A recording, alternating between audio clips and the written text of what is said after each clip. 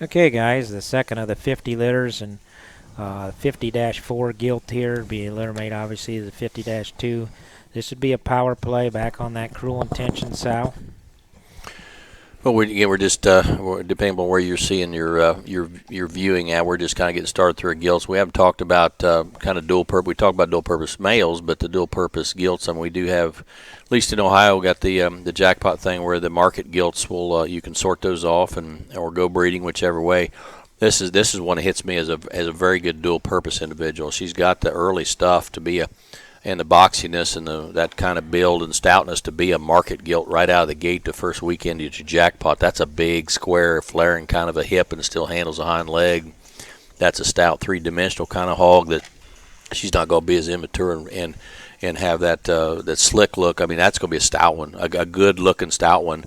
That's really three-dimensional boxer build. I mean, good turn to her shoulder rib, big top, big kind of a hip. Handles it very well.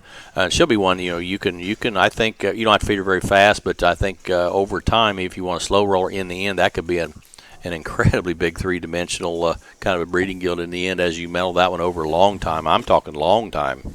Yeah, this one's end point can really stretch out for us in this game. And again, she's a younger gilt, but big rib here. I mean, this thing's back shape is incredible. That gives us to the dual purpose thing Jim talked about. And honestly, I mean, this thing's like a really boxy, really square kind of a made gilt that's so super powerful right over the top of her shoulder and down her top line, yet she seems to hinge reasonable enough when you get to her rear leg as she goes. But to me, it's a simple feed. I mean, this one you just kind of throw on 85 and you just kind of let her roll and you'll hit an endpoint that's pretty ideal no matter where you want to kind of end up with her, because she can kind of hit some of those later shows, and then she can look like a killer at a jackpot, when we start, probably more in May, into May type of deal. So great shape, great rib cage, great turn on there, and still has that neckline and stoutness of skull. 50-4 power play gilt.